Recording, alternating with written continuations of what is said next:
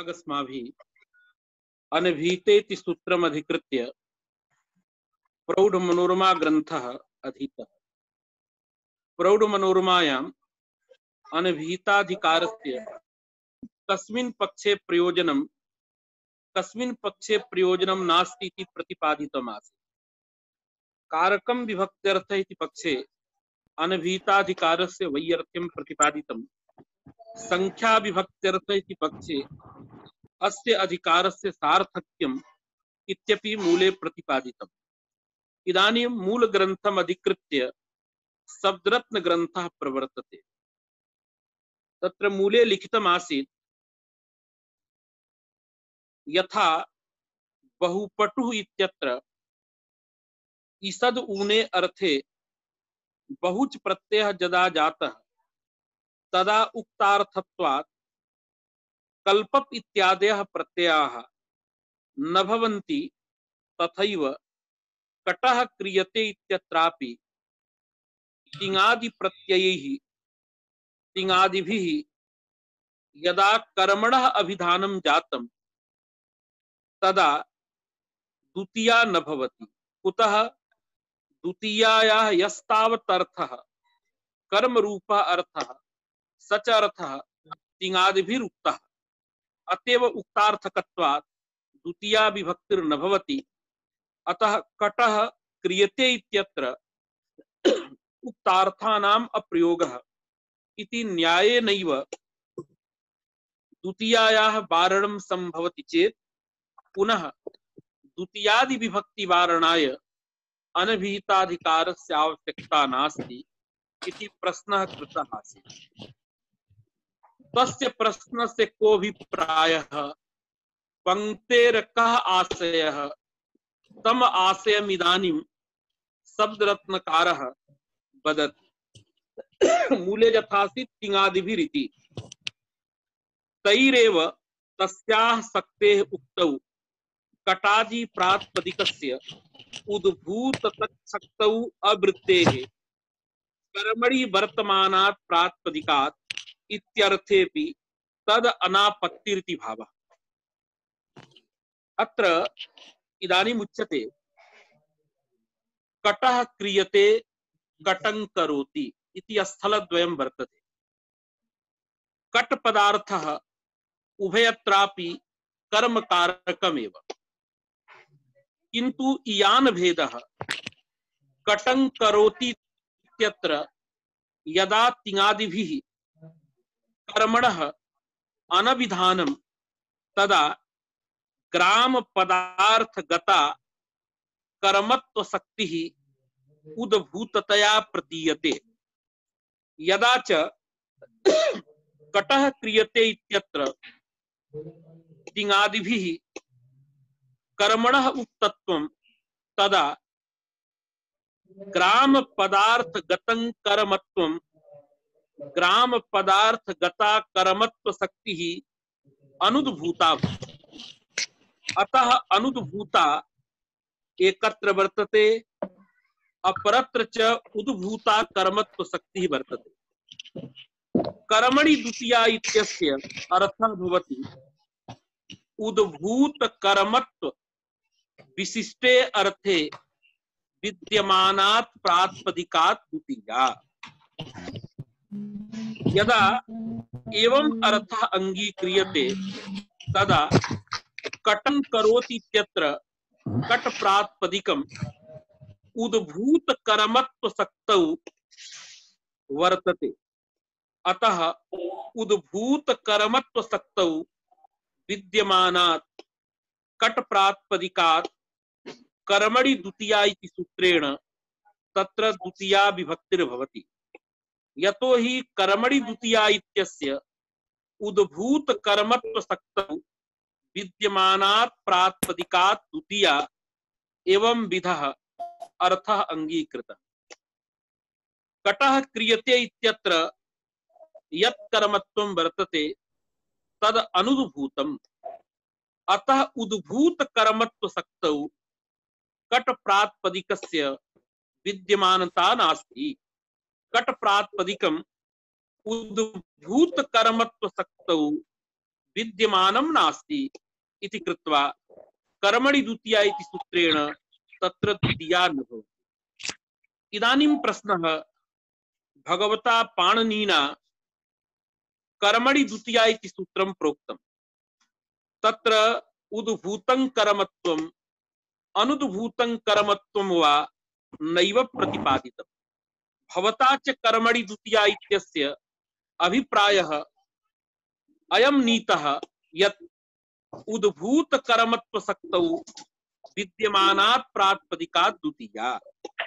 तत्र वदति अनभीतेति सूत्रं भगवता यत् कृतं तदेव तादृशं तात्पर्यं ग्राहयति बोधयति। किं बोधयति? अनभीतेति सूत्रमपि तत्रैव तात्पर्यग्राहकम्। किं तात्पर्यं ग्राहयति? यदा उद्भूत कर्मत्व सक्तौ विद्यमानं प्रातिपदिकं तस्मात् प्रातिपदिकात् तत्र द्वितीया भवति। अतः कर्मणि द्वितीया इत्यस्य एवं यदि अर्थः अंगीक्रियते, कर्मणि द्वितीया अर्थात यद्यपि यत्र शब्दरत्ने तावन्मात्रं लिखितं कर्मणि विद्यमानात् प्रातिपदिकात् इत्यर्थेपि, अर्थात इत्यर्थेपि इत्यस्य को अभिप्रायः?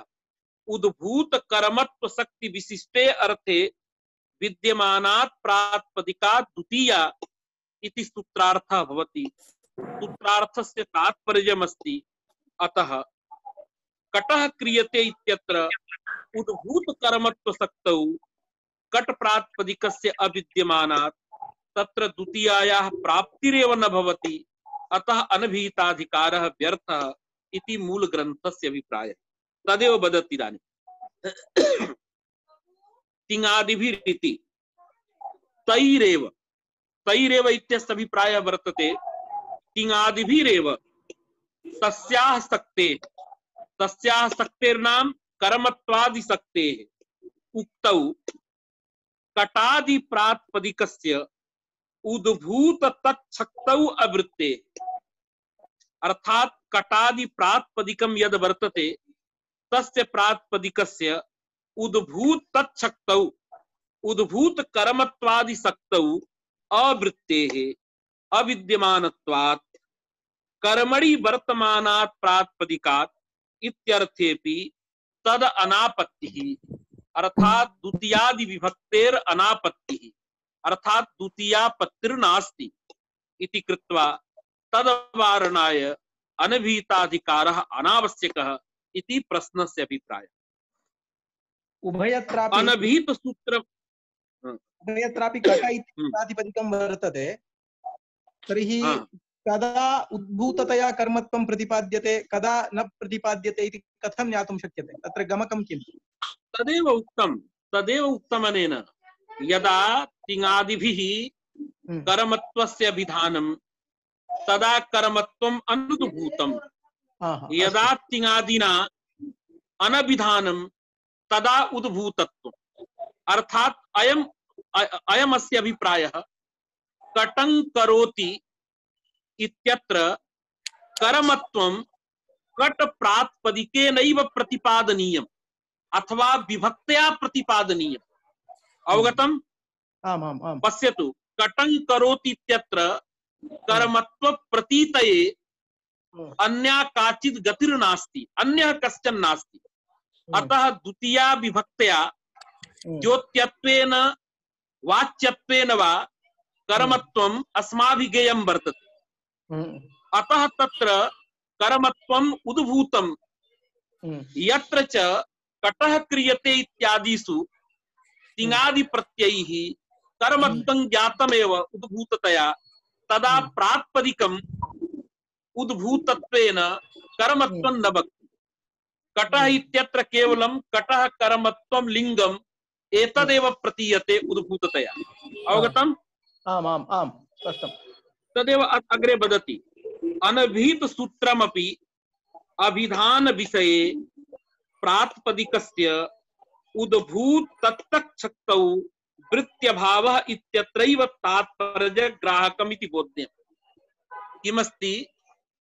यदा अनभिहिताधिकारः वर्तते तदापि अनभिहिताधिकारः अन्यत् किंचित् न करोति, केवलं तात्पर्यं ग्राह्यति। कुत्र तात्पर्यं ग्राह्यति? यदा तिङादिपदैः कर्मादिकारकाणाम् अनभिधानम् तदा तत्तत् कर्मत्वादिसक्तौ तत्तत् प्रातिपदिकम् उद्भूततया विद्यते। अर्थात उद्भूत तत्तत् कर्मत्व सक्तौ कटादि प्रातिपदिकस्य वृत्ति वर्तते, वाच्यता वर्तते। यदा च तिङादि शब्दैरेव कर्मादिकारकस्य विधानं तदा तत्तत् कर्मत्वादिसक्तौ अर्थात उद्भूत कर्मत्वादिसक्तौ कटादि प्रातिपदिकस्य वृत्तिर्न भवति इत्यत्रैव तात्पर्यग्राहकम् अनभिहित सूत्रम्। इदम् इदानीम् आगतम्। यदा कर्मत्वं कर्तृत्वं प्रातिपदिकेन उद्भूततया प्रतीयते तदा तत्र द्वितीयादयः विभक्तयः प्रवर्तन्ते। यदा प्रातिपदिकेन कर्मत्वादिसक्तयः उद्भूततया नैव प्रतीयन्ते तदा तत्र द्वितीयादयः विभक्तयः नैव जायन्ते। कुत्र उद्भूततया प्रतीतिः, कुत्र च अनुद्भूततया प्रतीतिः, कदा उद्भूततया प्रतीतिः, कदा अनुद्भूततया प्रतीतिः इत्यत्रैव तात्पर्यग्राहकम् अनभिहितेति सूत्रम्। अर्थात यदा अनभिधानं तदा तत्तत् कर्मत्वं प्रातिपदिकेन उद्भूततया प्रतीयते। यदा च अभिधानं जातं तदा तु तिङादि शब्दैरेव उद्भूततया प्रतीयते, प्रातिपदिकेन उद्भूततया तस्य प्रतीतिर्नास्ति इति कृत्वा तत्र द्वितीयादयः विभक्तयः न जायन्ते। यतो हि कर्मणि द्वितीया कर्तृकरणयोस्तृतीया एतेषां सर्वेषां सूत्राणां कुत्र तात्पर्यम् उद्भूत प्रातिपदिकात् द्वितीयादयः एवं प्रकारेण एतेषां सूत्राणां तात्पर्यम् अस्माभिः निर्धार्यते। अवगतम् वैति महोदय? आम् आम् आम्, स्पष्टं स्पष्टम्। अनभिहित सूत्रमपि अभिधान विषये प्रातिपदिकस्य उद्भूत तत्तच्छक्तौ वृत्त्यभावः इत्यत्रैव तात्पर्यग्राहकमिति बोध्यम्। मूले पक्षान्तरमपि उक्तमासीत्। तत्र द्वितीयायाः वारणम् उक्तार्थानाम् अप्रयोगः इति न्यायेन भवति इत्येकः पक्षः। पुनः निरवकाशत्वात् प्रथमा द्वितीयादि विभक्तिः बाधते इति पक्षान्तरम्। अनन्तरं तस्य खण्डनं विधाय मूले परत्वात् प्रथमा भवति इति सिद्धान्तितम्। अर्थात पक्षत्रयम् मूले प्रदत्तम्। एकः पक्षः उक्तार्थानाम् अप्रयोगः इति न्यायम् आदाय, द्वितीयः पक्षः निरवकाशत्वात्, किन्तु अयं पक्षः मूले एव खण्डितः।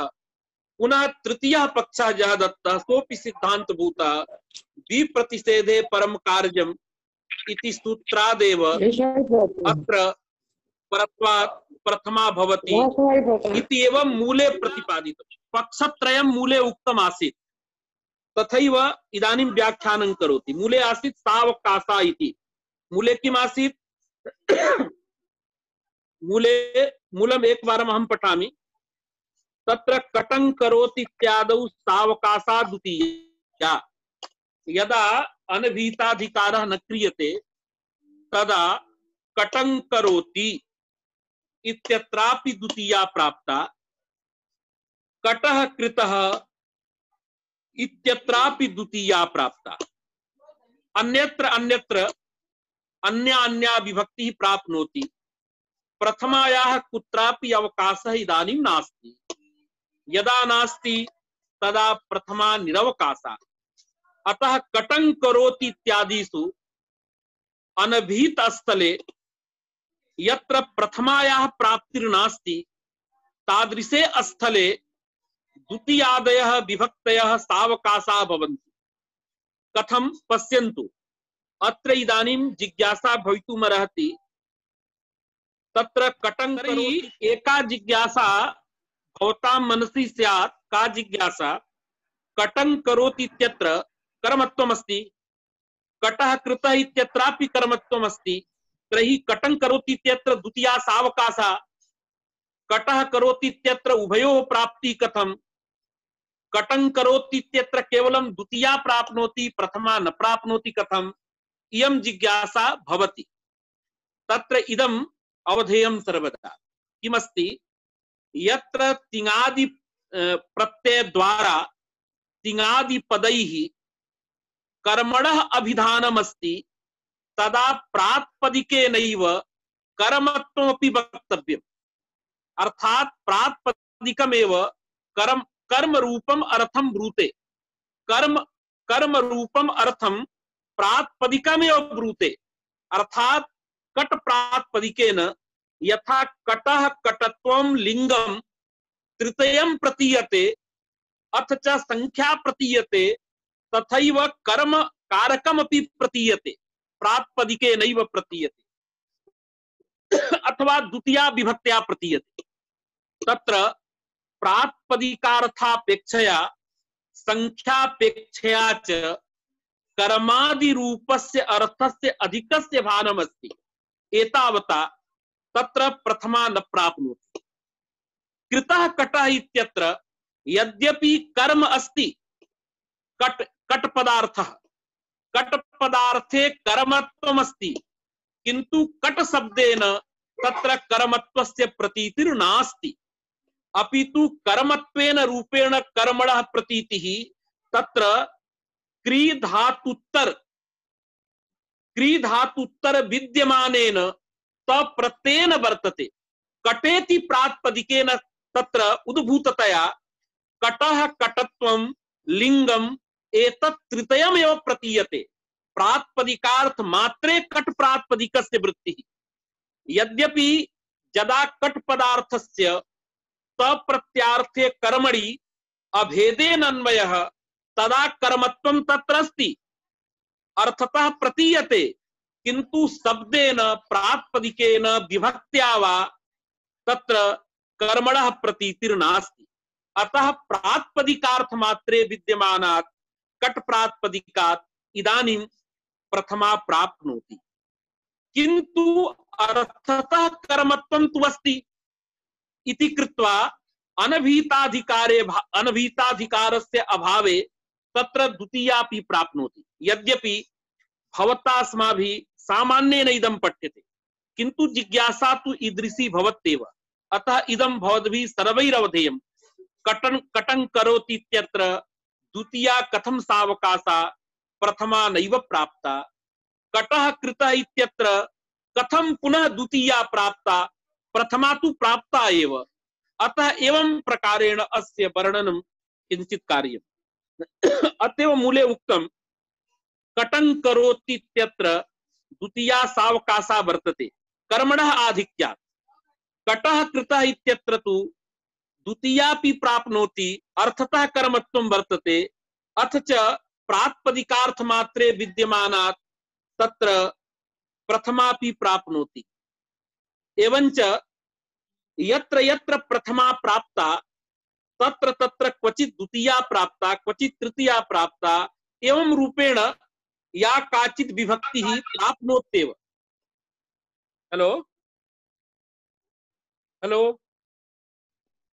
श्रूयते श्रूयते श्रूयते अतः एवं रीत्या प्रथमायाः निरवकाशत्वं मूले उक्तमासीत् तदेव वदति सावकाशे इति मात्रग्रहणेन पश्यतु तदेव लिखति इदानीं शब्दरत्नकारः मात्रग्रहणेन कर्माधिक्ये प्रथमायाः अप्रवृत्तेरिति भावः प्रातिपदिकार्थ लिंग परिमाण वचन मात्रे च सूत्रे मात्रग्रहणं कृतम् अतः प्रातिपदिकार्थ मात्रेव प्रथमा प्रातिपदिकार्थापेक्षया लिंगापेक्षया यत्र अधिकस्य अर्थस्य प्रतीतिः तत्र प्रथमा न भवति कटं करोति इत्यत्र प्रातिपदिकेन यथा कटकटत्व लिंगानां प्रतीतिः तथैव कर्मत्वस्यापि अधिकस्य प्रतीतिर्वर्तते, कर्मत्वञ्च नैव नियतोपस्थितिकम्, अतः तदाधिक्ये प्रथमा न प्राप्ता, द्वितीया तत्र चरितार्था,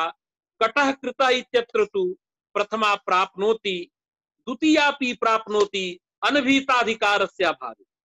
एवञ्च कटं करोति इत्यादिषु सावकाशाः द्वितीयादयः विभक्तयः ताः सर्वाः विभक्तिः उक्तेषु स्थलेषु तत्र प्रथमा बाधते। एवं प्रकारेण निरवकाशत्वात् कटः कृतः, रामः ग्रामं गच्छति इत्यादिषु प्रथमा भविष्यति इति मूले प्रतिपादितम्। सावकाशेति मात्रग्रहणेन कर्माधिक्ये प्रथमायाः अप्रवृत्तिरिति भावः। पुनः एका पंक्तिरागता, तत्र प्रथमापि सावकाशा, कुत्र सावकाशा, यत्र किंचित कारकं नास्ति, न वा संबंधस्य विवक्षा, यथा घटः वृक्षः, अत्र प्रातिपदिकार्थ मात्रस्य विवक्षा वर्तते। क्रियायाः क्रियावाचकस्य पदस्य अभावात् तत्र कर्तृत्वं करणत्वं कर्मत्वं वा वक्तुम् अशक्यम्, प्रातिपदिकार्थ मात्रस्य तत्र प्रतीतिः।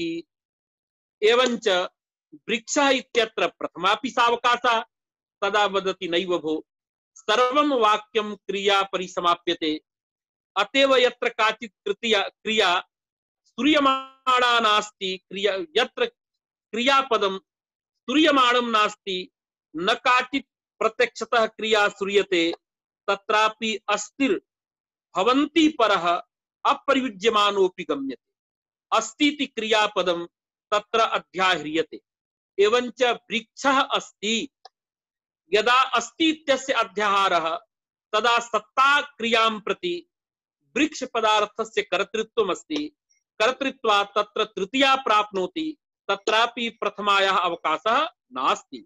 अतः निरवकाशा प्रथमा उक्तेषु स्थलेषु ताः द्वितीयादि विभक्तिः बाधते निरवकाशत्वात्, अतः अनभिहिताधिकारस्य किंचित प्रयोजनं नास्ति। एवं प्रकारेण पूर्वपक्षः मूले प्रतिपादितः। तदेव प्रतीयमानाम् इति तत्र प्रमाणमपि ददाति। सर्वत्र क्रियापदम् आवश्यकम्। कुतः आवश्यकम्? तत्र भवद्भिः ज्ञायते एव, पाणिनेः सूत्रं वर्तते, प्रातिपदिकार्थ लिंग परिमाण वचन मात्रे प्रथमा इत्यस्य सूत्रस्य स्थाने भाष्यकृता तिङ् समानाधिकरणे प्रथमा इति न्यासः कृतः। यदि वृक्षः इत्यत्र क्रियापदं नास्ति, तदा प्रातिपदिकार्थ लिंग परिमाण वचन मात्रे प्रथमा इति सूत्रेण वृक्षः इत्यत्र प्रथमा तु भवति, सूत्रकार मते सिद्ध्यति, चिंता नास्ति। किंतु वार्तिककारस्य तिङ् समानाधिकरणे प्रथमा इति वचनं कुर्वतः मते प्रथमा न स्यात्। यदि किंचित तिगंतं पदं नास्ति, तिङ् इत्यस्य प्रयोगः एव नास्ति, तदा तिङ्वाच्य कारक वाचकत्वाभावात् वृक्ष प्रातिपदिकात् प्रथमा न स्यात्। अतः तिङ् समानाधिकरणे प्रथमा इति न्यासः इति वार्तिकमपि प्रमाणं, यत्र प्रथमा भवति तत्र अवश्यमेव किंचित तिगंतं पदं भवति। तिगंतं पदं विना तत्र प्रथमा न जायते। कुतः? तिगंत पदम आदाय तिङ् सामानाधिकरण्यम आदाय, तिङ् सामानाधिकरण्यम नाम तिङ् वाच्य कारक वाचकत्वम्। अतः तादृशं सामानाधिकरण्यम यावत् पर्यन्तं प्रातिपदिके न भवति, तावत् पर्यन्तं प्रथमा न सिद्ध्यति। अतः तिङ् समानाधिकरणे प्रथमा इति वार्तिकमपि मानं, यत् सर्वं वाक्यं क्रियया परिसमाप्यते, तत्र अवश्यं किंचित तिगंत पदम आनेयम्। अतएव तिङ् समानाधिकरणे प्रथमेति वार्तिक न्यासः संगच्छते। अनावश्यकत्वात् मूले लिखितमासीत्, भो अहं तादृशं स्थलम् इदानीं प्रदर्शयामि यस्मिन् स्थले क्रियापदस्य आवश्यकता नास्ति। तत्र पदार्थ सत्ता बोधने न तात्पर्यम् अपितु विशेषणांतर निवृत्तौ एव तात्पर्यम् तादृशं वाक्यं नीलमिदं न तु रक्तम् इति वाक्यं प्रदर्शितम् आसीत्। तत्र क्रियापदम् अनावश्यकम् इति उक्तम्। एवञ्च क्रियापदस्य अभावात् तत्र द्वितीयादयः विभक्तयः अनभीताधिकाराभावेपि न प्राप्नुवन्ति न प्राप्ताः। अतः तादृशेषु स्थलेषु प्रथमा सावकाशा अतः उत्तरं दत्तं तदा परत्वात् प्रथमा बाधिका भविष्यति। एवं प्रकारेण मूले उत्तरं दत्तम् आसीत्। किन्तु इदं वचनं तत्र अभिमानादुक्तम्, अर्थात् येन इदं वाक्यम् उक्तम् अत्र क्रियापदस्य आवश्यकता नास्ति, तस्य भ्रमः अभिमानः वस्तुतः सर्वत्र दिगन्तपदम् अपेक्षते। अतएव तिङ् समानाधिकरणे प्रथमा इति वार्तिकं संगच्छति। तदेव अनावश्यकत्वादिति। पचति कल्पं पचति रूपम् इत्यादौ पचति कल्पं पचति रूपम् इत्यादिषु स्थलेषु क्रियापदस्य आवश्यकता नास्ति खलु? किं पचति तरां पचति कल्पं पचति रूपं कल्पप्रत्यये प्रयोगे वस्तुतः किम् अस्ति, कल्पादि प्रत्ययः किमस्ति पश्यन्तु। तत्र कल्पादयः प्रत्ययाः किं वदन्ति? तत्र यमर्थं वदन्ति प्रकृतेः विशेषणं। हेलो, अतएव कर्तृत्वं नास्ति तेषां। किम् एवमपि नास्ति, एवमस्ति सर्वत्र यत्र यत्र प्रथमा भवति तिङ् सामानाधिकरण्यम् आवश्यकमिति न। भवद्भिः तस्मिन् दिने ध्यानं दत्तं न वा मया उक्तमासीत्, यथा उच्चैरस्ति अत्र तिङ् सामानाधिकरणम् अस्ति किम्? उच्चै इत्यस्य को अर्थः? अतः अत्र तिङ् समानाधिकरणे प्रथमा इत्यत्रापि अर्थनियमः आश्रयणीयः। अर्थात् क्वचित् ईदृशे स्थले तत्र तिङ् सामानाधिकरण्याभावेपि प्रथमा भवति। अवगतम्? अयं विषयः उद्योते प्रतिपादितः वर्तते एतस्य सूत्रस्य व्याख्याने। अर्थात् कर्मणि द्वितीया इत्यादौ यथा अर्थनियमः तद्वत् तिङ् समानाधिकरणे प्रथमा इत्यत्रापि अर्थनियमः अत्रापि अवश्यम्। एवं अन्यथा क्या अनावश्यकत्वादि तदेव वदति तद अभिमानाद् इत्यर्थः।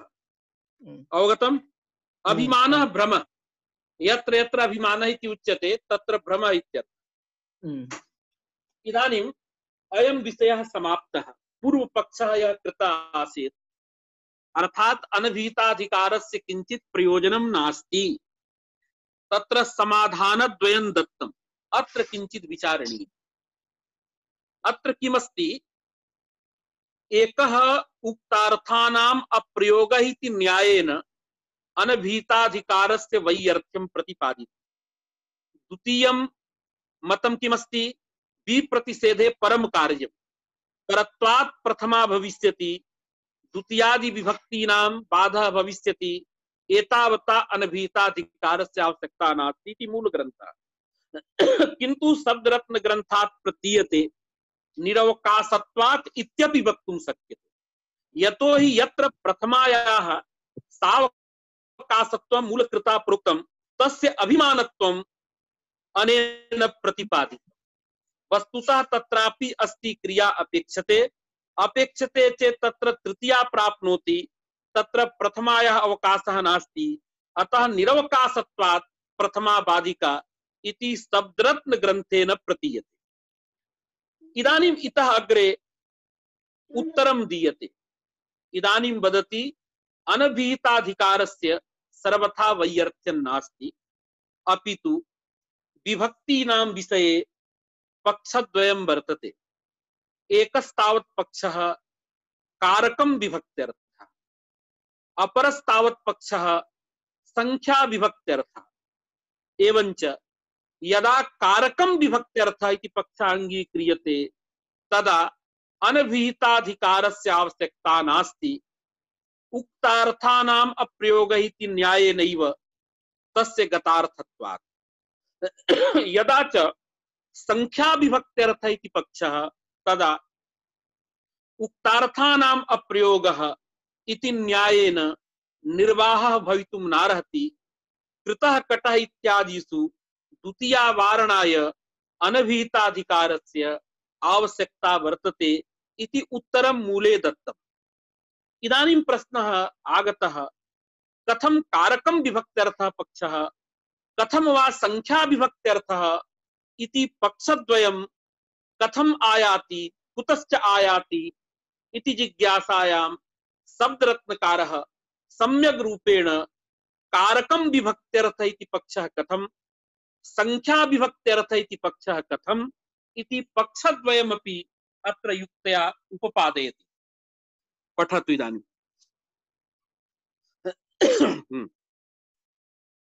तदेव वदति, मूले लिखितमासीत् मयिवं संख्या विभक्त्यर्थ इति पक्षे सूत्रारम्भात्।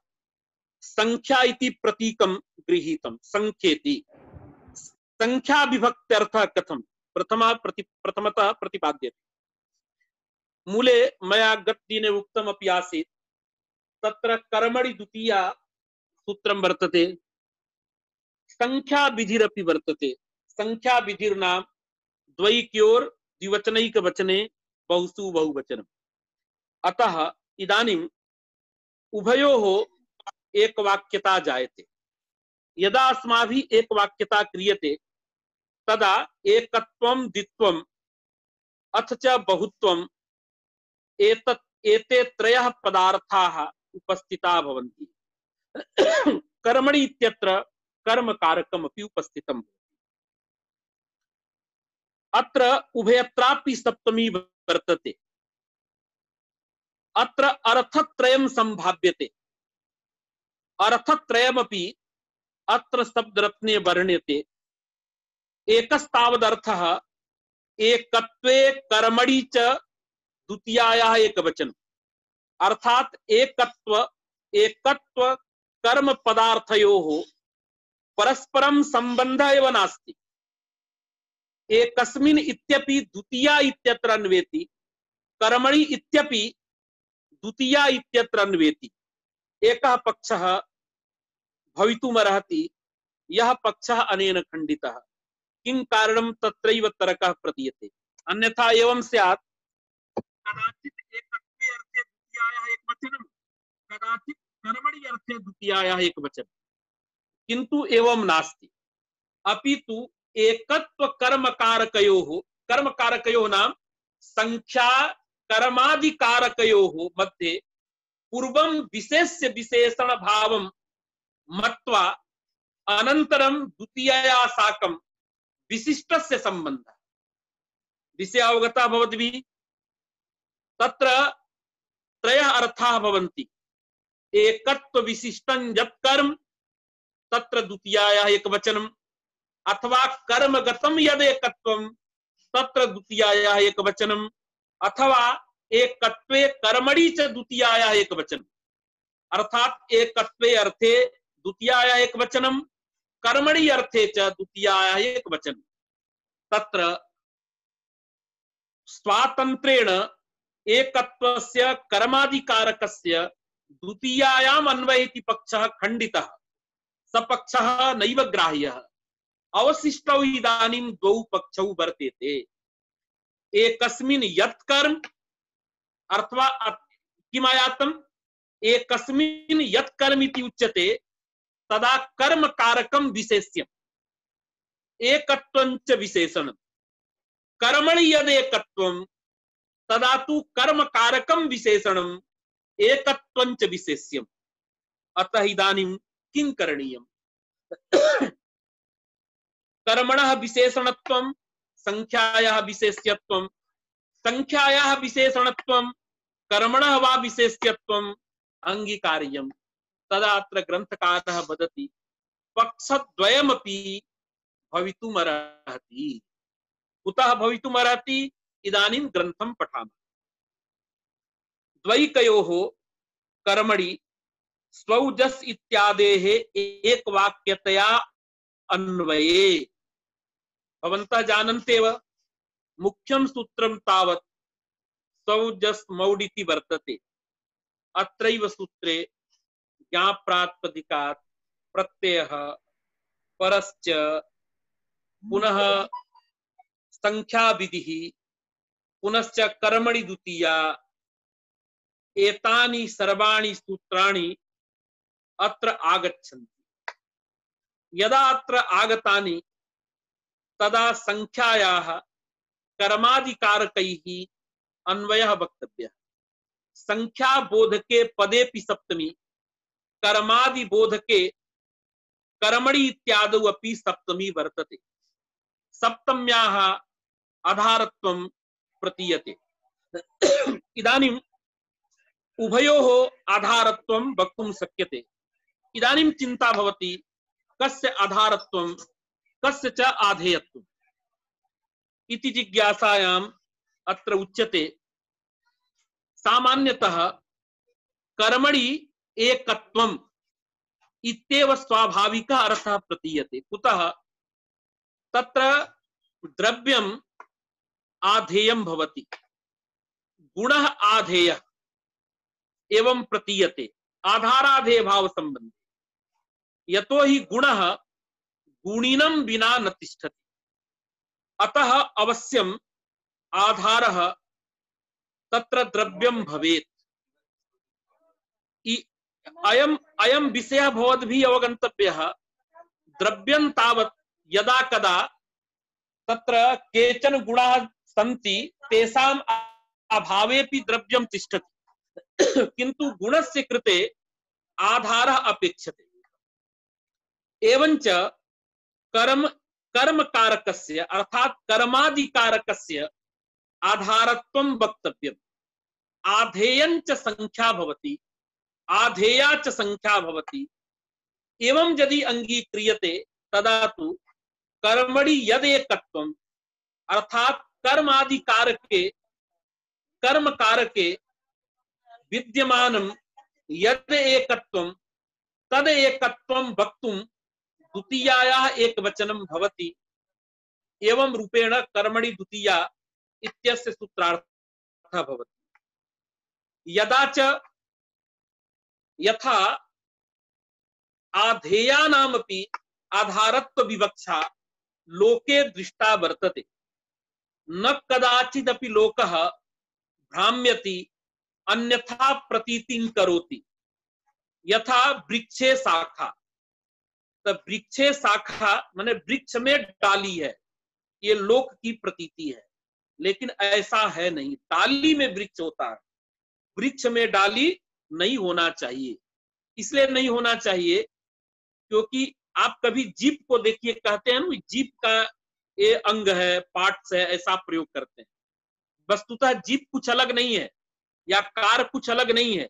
एक एक अवयव जुड़ते जुड़ते जुड़ते जुड़ते जब सारे अवयव जुड़ते हैं तो उन्हीं अवयवों के जुड़ने में वो कार जीप प्रतीत होने लगता है, दिखने लगता है। तो इस तरह से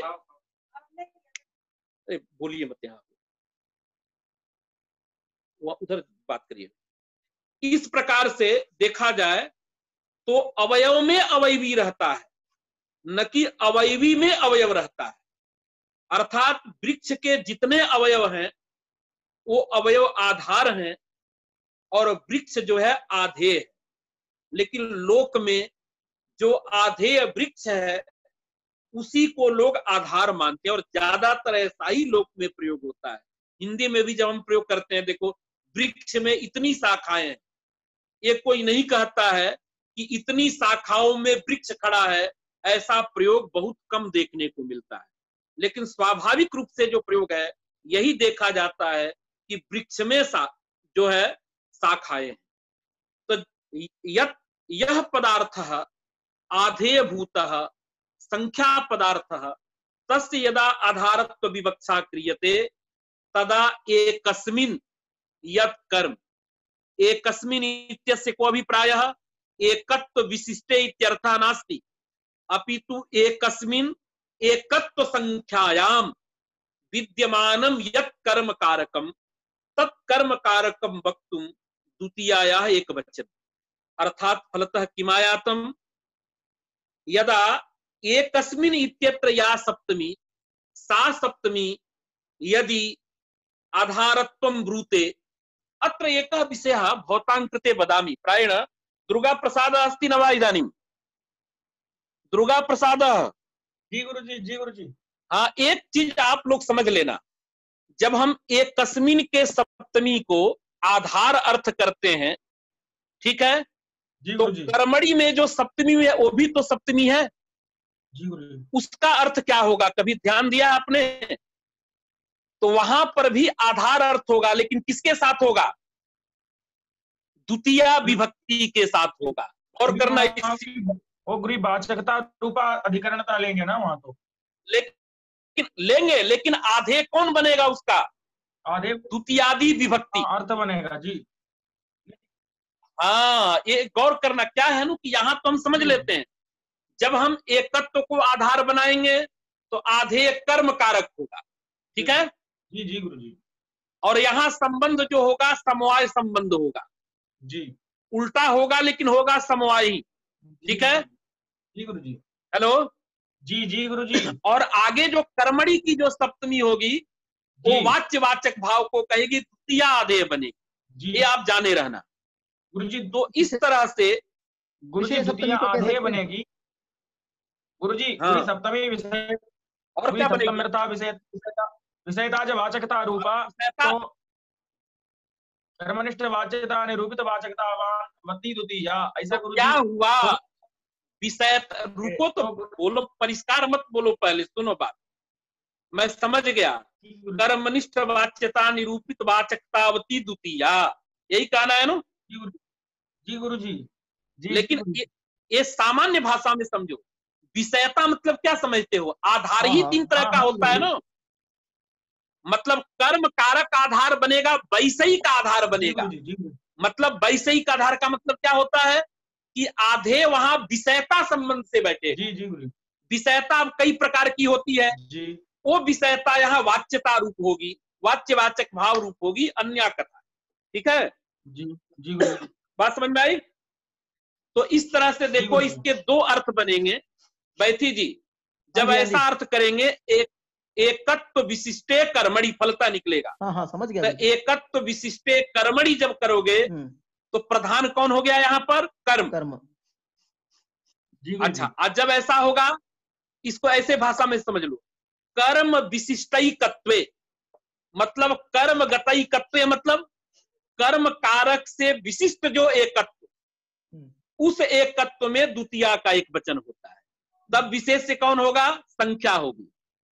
अब इसके दो अर्थ संभव हैं, ठीक है?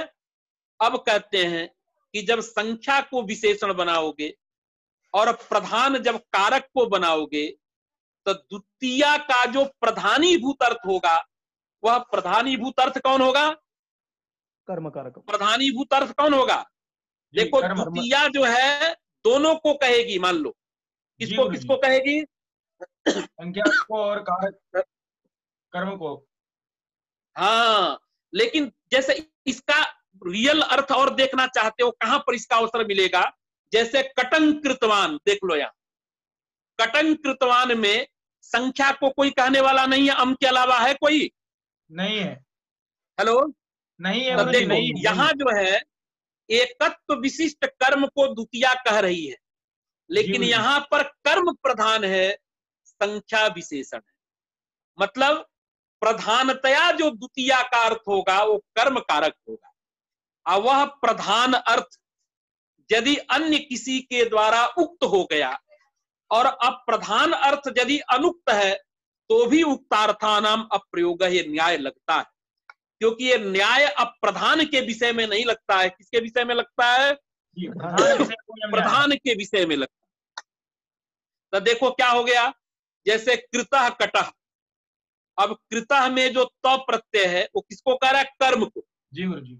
अब द्वितीया के दो अंश है बातचीत, कौन कौन है अर्थ? एकत्व और कर्म। उसमें जो प्रधानीभूत अर्थ है कर्म, उस कर्म को क्री धातु उत्तर त प्रत्यय ने कह दिया जी। तो प्रधान अर्थ जब अन्य के द्वारा कह दिया गया, तो उक्तार्था नाम अप्रयोग है। इस न्याय से पुनः यहाँ पर द्वितीया विभक्ति नहीं हो पाएगी, न्याय ही द्वितीया को रोक देगा। इसलिए अनभिहिताधिकार की आवश्यकता नहीं है। लेकिन दूसरा वाला यदि अर्थ आप कर दोगे, क्या चीज, कर्म विशिष्टैकत्वे द्वितीया एक वचन, तो द्वितीया का प्रधानीभूत अर्थ हो गया संख्या। अब कृतः कटह में तो प्रत्यय जो कहा कर्म को, वो कर्म द्वितीया का अप्रधानीभूत अर्थ है। तो अप्रधानीभूत अर्थ के उक्त रहने पर भी प्रधानीभूत जो अर्थ है संख्या, वो अनुक्त है। तो उक्तार्था नाम अप्रयोग न्याय नहीं रोक पाएगा। यहां पर द्वितीया का एक वचन होने लगेगा, उसको रोकने के लिए कर्मादि कारक का विशेषण देने के लिए अनभिहिताधिकार की आवश्यकता रहेगी। जब अनभिहिताधिकार करोगे तो अर्थ होगा अनभिहित कर्मगत जब एकत्व हो, तब द्वितीया का एक वचन होता है। यहां कर्मगत एकत्व तो है, लेकिन अनभिहित कर्मगत एकत्व नहीं है, अभिहित कर्मगत एकत्व है, इसलिए द्वितीया का एक वचन रुक जाएगा, अतः प्रथमा हो जाएगी। संख्या विभक्त अर्थ पक्ष में अनभिहिताधिकार की आवश्यकता है, और भी पक्ष में आवश्यकता है, वो बताएंगे अभी आगे चल के शब्द रत्न का। अभी तो दो पक्ष। हाँ, उक्तार्थानाम अप्रयोग प्रधान के विषय में ही लगता है, और इसमें कुछ ज्ञापन है क्या? प्रधाना प्रधाने कार्य संप्रत्या, ये न्याय है, इसमें मूल हो जाएगा। अच्छा, नहीं, और भी ये भाष्य ही मूल है। देखो, अनभिहिताधिकार का खंडन भाष्यकार ने किस पक्ष में किया है? जी, कार्यक्रम विभक्त पक्ष में किया। यदि अप्रधान के विषय में लगता, तब तो चाहे संख्या विभक्त अर्थ हो या कारक विभक्त अर्थ हो, दोनों पक्षों में क्या होती है? अनभिहिताधिकार अनावश्यक ही हो जाता है। जी गुरु जी। तो इसलिए ये प्रमाण ही तो है। इसी भाष्य प्रामाण्य से गुरु जी हम बोलेंगे और क्या, ठीक है। और भी हो सकता है, ऐसा नहीं है, लेकिन ये भी एक प्रमाण है। प्रधान न्याय मूल नहीं हो सकता क्या गुरु जी? ये भी हो सकता है, वही तो मैं कहा, ये भी मूल हो सकता है, और भी हो सकते हैं, ठीक है। चलिए, अब कहते हैं, देखो, द्वैकयो हो कर्मणि। अब इसी बात को लिखा है, हम बात दे रहे हैं, आगे चल के फिर विषय, इसमें और भी विषय है, किस किस पक्ष में अनभिहिताधिकार आवश्यक है, कब अनावश्यक है, आगे चर्चा करेंगे सब। फिलहाल जो बात है ऊपर। हाँ, यहाँ एक वाक्यता कौन सी होती है तीन में से? हाँ? तीन में से एक वाक्यता इन्हीं में गुरु जी। यहाँ तो देखो, इससे लगता है कि पदैक वाक्यता ही है। पदैक वाक्यता में कोई दिक्कत नहीं है, लेकिन यदि क्या है ना, मान लो कि ये अनुवृत्ति यदि नहीं करेंगे, तब तो वाक्यिक वाक्यता होगी। समझ गए? यदि दूर दूर है बिल्कुल, लेकिन ऐसे जगह जैसे प्रातिपदिकार्थ सूत्र जाता है, जैसा इन्होंने लिखा है, तीनों की एक वाक्यता। तो एक वाक्यता जो है, अब द्वैकयो जैसे स्टौजसमौट है, देखो, ये तो ज्ञाप प्रातिपदिकार्थ के अधिकार में है, प्रातिपदिकार्थ लिंग परिमाण वचन के अधिकार में नहीं है ना? देखा है ना अधिकार को? संख्या गुरु जी मैं बोल देता हूँ गुरु। पहले अध्याय के गुरु जी चौथे पाद में है, जो एक और द्विवचन एक वचन है, और दूसरे अध्याय के गुरु जी अच्छा, देख लेना, इसको हम देख के और बताते हैं कहाँ कौन है अष्टाध्यायी संख्या। ये सब गुरु जी एक अनुवृत्ति कहीं नहीं जाती किसी की भी। नहीं, यहाँ देखो, एक चीज जान लेना, ऐसा है, अनुवृत्ति यदि नहीं जाएगी तब तो वाक्यिक वाक्यता होगी, इसमें कोई संदेह की बात नहीं। बात समझ में आई? पदैक वाक्यता यदि संभव है कि नहीं, इस पर विचार करते हैं। वाक्यिक वाक्यता में झंझट नहीं। अब यह है कि देखो, पदैक वाक्यता वहां नहीं होती है जहां पर संज्ञा संगी भाव होता है, ये विचार किया है उन्होंने। लेकिन अर्थयिक वाक्यता और वाक्यिक वाक्यता में कोई दिक्कत नहीं है, और पदैक वाक्यता भी हो सकती है, क्योंकि क्या है कि संज्ञा संगी भाव जब रहता है तब ये समस्या होती है कि पदैक वाक्यता नहीं हो सकता है। बात समझ? जैसे संज्ञा सूत्रों का जैसा आया है ना यहाँ परिभाषा सिंधु में, जैसे वृद्धिरेचि और वृद्धिरादैच, यहाँ पर प्राचीन लोग पदैक वाक्यता करते हैं, लेकिन नव्य लोग कहते हैं चाहे तो देश पक्ष हो या कार्यकाल पक्ष हो, यहाँ पदैक वाक्यता संभव नहीं, क्योंकि संज्ञा सूत्र उनके प्रति कारण होते हैं। तो संज्ञा सूत्रों का अलग बोध होना जरूरी है। तो अधिकार में यदि नहीं आएगा ना, और नहीं आते हैं, बहुत सारे ऐसे हैं, तब इनकी हाँ नहीं है, तो वाक्यिक वाक्यता ही परस्पर में उपकारज उपकारक भाव मानना होगा। तो सौजसमौट में जैसे ज्ञाप प्रातिपदिकात किया, ये सब गए, तो इन सब सूत्रों के चलते उसका ऐसा अर्थ मानना होगा, ठीक है ना। अब जैसे ये विचार करो कि अर्थवत और समास, इनकी क्या एक वाक्यता होती है। एक तरह से संकोच संकोचक भाव होने से वो वाक्यिक वाक्यता ही है ना वहां। जी जी। तो उसी तरह से यह भी संख्या विधि और कर्मणि द्वितीया, ये सब नियम ही तो है इसके, दोनों नियमन करते हैं। हाँ गुरु जी, नियम ही है। तो वैसे ही यहाँ भी होगा। और इसका प्रारूप क्या बनेगा, कैसे बनेगा, हम परिष्कार करके आपको बता देंगे, ठीक है ना। एक बार मैं बोलूं गुरुदेव, एक बार वाक्य एक वाक्य था, यंताद आबंताद प्रातिपदिकात, प्रातिपदिका प्रातिपदिकगत एकत्व बात वो नहीं है, विशिष्ट। आप नहीं, वो जो कह रहा है ना, देखो परिभाषा सूत्र और संज्ञा सूत्र जब रहते हैं ना, तो इनकी एक वाक्यता और नियम नियामक भाव में जो एक वाक्यता है, इसमें क्या अंतर है ये देखना है। बात समझ में आई। मतलब नियम वही देखना, यहाँ पर उस तरह से संज्ञा और परिभाषा की तरह नहीं देखना है, क्योंकि ये संज्ञा परिभाषा दोनों नहीं है। ये जो है सामान्य, एक तो हुआ नियम में शास्त्र है, ये सब नियामक शास्त्र, क्योंकि ये सूत्र नहीं बनाएंगे तो भी एकत्व में प्रथमा का एक वचन प्राप्त है, ठीक है।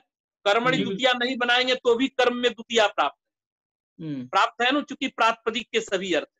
तो यहाँ संकोच संकोचक भाव ही है और कुछ नहीं है। वही एकत्व विशिष्ट प्रातिपदिकार्थगत एकत्व विशिष्ट कर्मणि द्वितीया विभक्ति। अरे वो तो हो गया, अर्थ नहीं पूछ रहा है वो, अर्थ तो वही करना है, लेकिन एक वाक्यता कौन सी माने यहाँ, माने इन सूत्रों के पद वहां जाते हैं कि वहां पर उस तरह का अर्थ कर। नहीं, वो एक वाक्य का वाक्यता होगा बोल रहे हैं, मैं वाक्य का वाक्यता कैसे होगा, मतलब वाक्य रचना कर रहा हूँ उसकी। अच्छा, वाक्य रचना तो दिया ही है, करना क्या है वो तो दिया ही, अभी पढ़िए ना, सब दिए हैं उसमें। अच्छा गुरु जी, टिप्पणी में विचार आया है, गुरु जी कुछ विचार किए हैं इसमें, वाक्य का अथवा पद वाक्यता क्या है। हाँ क्या है, सभापति सर्वोपाध्याय जी वाले में विचार आया, यहाँ पर किए हैं ना विचार उसमें आया है गुरु जी, सभापति जी जी। नहीं, एक पदैक वाक्यता इसके विषय में किया उन्होंने। हेलो, हाँ जी गुरु जी। किस सूत्र के विषय में किया है जी गुरु जी। किसके विषय में किया है।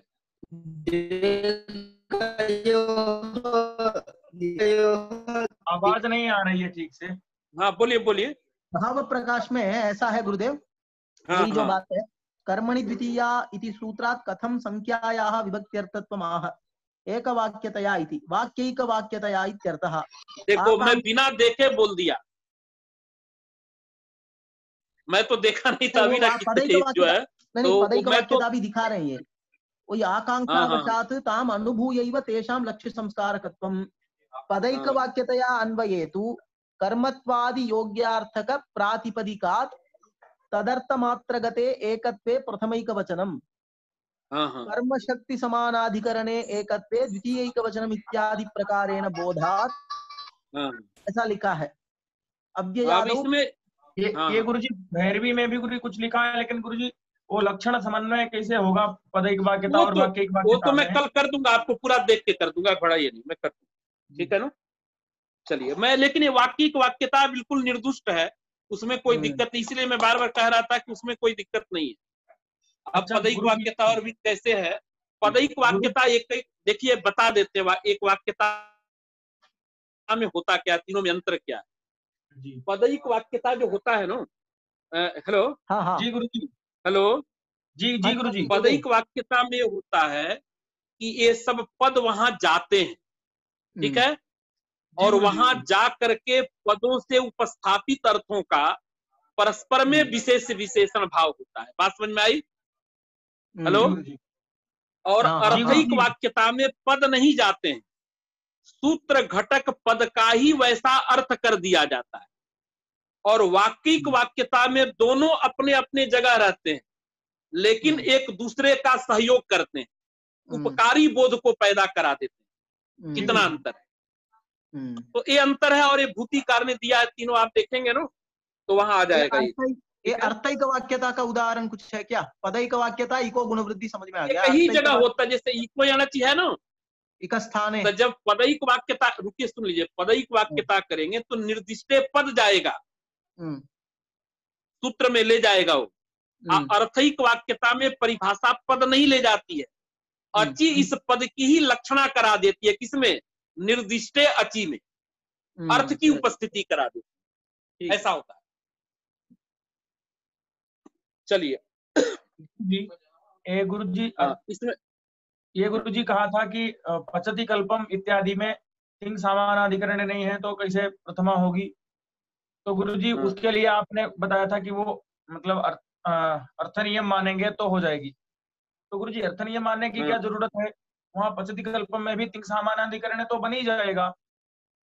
कैसे बन जाएगा? तो गुरु जी क्यों नहीं पूरी प्रयोग जैसे जो होगा पचति इत्यादि, तब गुरु जी सब जगह पर तिंगवाच्य कारक का तो प्रतीति होता ही है। देखो वस्तुतः अस्ति भवति वहां भी लग सकता है, गुरु लग सकता है गुरु जी, जी गुरु वो बात की बात है।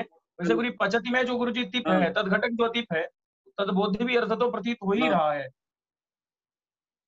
नहीं तो वहां पर क्या है ना, कल्प का जो अर्थ है उसको कर्ता नहीं बनाना है तुम्हें, उसके अर्थ को वहां तो क्या है, देखो कर्ता जो रहेगा, सुनो वहां पचति कल्पम के लिए इसीलिए देखना, वहां पर कहां पर अर्थवत सूत्र का शब्द रत्न पढ़े हो कि नहीं? वहां क्या लिखा है उसके लिए? पचति कल्पम पचति रूपम में प्रथमा का एक वचन कैसे लाया है? औत्सर्गिकम एक वचनम, पढ़े हो कि नहीं उसको? वहां देखो शब्द रत्न में। गुरुजी पचति कल्पम से प्रथमा नहीं लानी, उसके योग में गुरुजी जो गुरु उसके योग में ना प्रथमा लानी है। पचति कल्पम इत्याकारक शब्द से, पचति कल्पक शब्द से नहीं लानी, पचति कल्प इससे नहीं, किससे लानी है? प्रातिपदिक संज्ञा किसकी होती है वहां? प्रातिपदिक संज्ञा किसकी होती है? गुरुजी पचति, अरे तुम क्या बोल रहे? पचति कल्प ही तो प्रातिपदिक है। हाँ हाँ गुरुजी, प्रातिपदिक कौन है तुम्हारा? पचति कल्प है ना, तो वहां प्रथमा उत्सर्गिक एक वचन लाके ही किया है। और एक बार वहां का शब्द रत्न देखना, देखोगे तुम्हें पता चल जाएगा। ठीक है, गुरुजी चलो आगे चलो। गुरु पचति कल्पम के योग में गुरुजी जो होगी प्रथमा, वो क्या मान करके होगी? वो तो पचति के ती को मान के होगी। हाँ तो अरे देवदत्त पचति कल्पम जब कहोगे तो पचति में जो ती है उस तिंगवाच्य कारक को लेकर वहां प्रथमा होगी। ये तो पूछ रहा था कि पचति कल्पम में प्रथमा कैसे हुई? तो जो उसमें अभेदेन अन्वयी जो पचति कल्प शब्दार्थ है, उसमें तदवाचक से क्यों नहीं आ जाएगी प्रथमा? तो अभेदान्वयी है उसमें, वो कल्प का अर्थ क्या होता है बताओ? पचति कल्प शब्द जो बोध्य अर्थ है। पहले कल्प का अर्थ क्या है बताओ? कल्प का अर्थ क्या है यहाँ पर? और कहाँ विशेषण है? उसका अर्थ जो होता है, तो गुरुजी देवदत्ता पचति कल्पम, ऐसा गुरुजी तब अरे उल्टा बोल रहे हो, ऐसा नहीं है वहां में। ईसद ऊन अर्थ जो है क्रिया में अन्वित होता है, वो विशेषण है जी गुरु, क्रिया में विशेषण है, वो कर्ता के साथ अभेदान्वित नहीं होता है उसका अर्थ। अच्छा तो वो देखो ना तुम शब्द रत्न पहले देख लेना, वहां का देख लेना, फिर हम भी बताएंगे इसमें और भी जो भी चीज है। लेकिन वहां हमको जहां तक ध्यान है, ये सब में संदेह करके भाष्यकार ने उत्सर्गी के वचन लाया। गुरु जी अल्पा गुरु द्योतक है ना गुरु जी? गुरु तो गुरु जी यहाँ पर तो समान विभक्त्यंत होने से अभेदान्वय होना चाहिए ना, फिर गुरु जी क्यों नहीं होता? जहां जहां समान विभक्त्यंत किसके, अरे तो अभेदान्वय किसके साथ करते हो? अभेदान्वय तो होता ही है वहां, किसके साथ होता है? इसका शाब्द बोध करो पहले, क्या होता है इसका? गुरुजी टिप से वाच्य जो करता उसके साथ में अभेदान्वय होता है। तो गुरुजी तो लेकिन के साथ लेके प्रथमा तो देवदत्ता में आ ही जाती है। हाँ, उसको कौन रोक रहा है? हाँ, लेकिन पचति कल्प जो प्रातिपदिक है, अब एक कर्ता प्रधान है यहाँ की क्या प्रधान है, पहले वो निर्णय करो। यदि कर्ता प्रधान है और वही करता है, यदि देवदत्त ही करता है और उतने को यदि कहेगा तब तो कोई दिक्कत नहीं है।